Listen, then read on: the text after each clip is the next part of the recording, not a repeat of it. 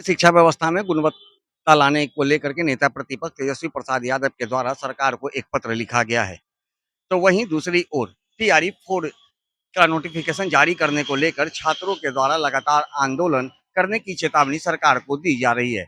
इन तमाम चीजों की जानकारी लेते हुए पत्रकारों ने जब शिक्षा मंत्री मिथिलेश तिवारी से सवाल किया तो क्या कुछ कहते नजर आ रहे, पहले वो सुनिए। प्रतिपक्ष बहुत देर से चल रहे हैं। जो काम हम विभाग में कर देते हैं उसी के लिए पत्र लिखते रहते हैं।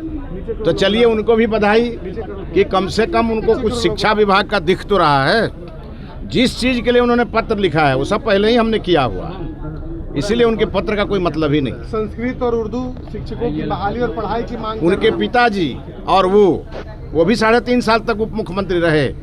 एक बता दीजिए कभी संस्कृत के लिए उन्होंने बात की हो या उनके पिताजी ने बात किया हो। जिसने संस्कृत की कभी चिंता नहीं की सत्ता में रहते हुए, अब वो उपदेश दे रहे हैं हमको। उनको मैं आपके माध्यम से कहना चाहूँगा, तेजस्वी जी आप आराम से पर्यटन करिए, विदेश घूमिए। बिहार बहुत ही सुरक्षित हाथों में है। माननीय सम्राट चौधरी जी जितना संस्कृत की चिंता होनी चाहिए उतना कर रहे हैं और जितना उर्दू की चिंता होनी चाहिए उतना कर रहे हैं। अब आपके भरोसे हम लोग कुछ भी छोड़ने वाले नहीं हैं, क्योंकि 15 साल आपके पिताजी के भरोसे था, तब आपने डुबाया, और 3.5 साल तक आप भी सरकार में थे, तब आपने मुंह ही नहीं खोला।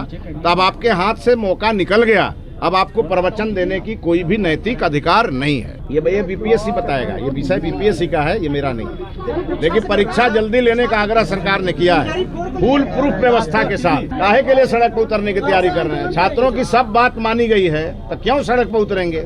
कुछ नेता है जिनकी नेतागिरी खतरे में है, वो अपनी नेतागिरी चमकाने के लिए हमारे अभ्यर्थियों को भड़का रहे हैं। हम आपके माध्यम से कहेंगे अभ्यर्थी उनके झांसे में न जाए, सरकार उनकी है और उनके हर बात को सरकार संज्ञान ले रही है। लेकिन तो जैसा कि आपने सुना, शिक्षा मंत्री मिथिलेश तिवारी ने तंज कसते हुए कहा है कि तेजस्वी प्रसाद यादव को इन सब बातों की चिंता करने की आवश्यकता नहीं है। काफी देर के बाद उनकी नींद टूटी है। हालांकि सरकार जो है वो लगातार शिक्षा की गुणवत्ता के लिए लगातार प्रयासरत है और लगातार वो काम कर रही है। उन्होंने उनके और उनके पिताजी के कार्यकाल पर भी सवाल खड़ा किया है और कहा है जब उनके पिताजी 15 साल इस राज्य में राज किया करते थे तो उस समय तो वो कभी संस्कृत और उर्दू के बारे में कभी चर्चा नहीं की, लेकिन आज जब सरकार काम कर रही है तो उस पर वो उँगली उठाने का काम कर रहे हैं। इसके साथ ही उन्होंने टीआरई 4 के नोटिफिकेशन पर भी बात की और कहा कि ऐसे में जो छात्र नेता हैं उनकी राजनीति खत्म ना हो जाए, उसको लेकर के वो छात्रों को उस्का रहे हैं और आंदोलन करने की बात कर रहे हैं।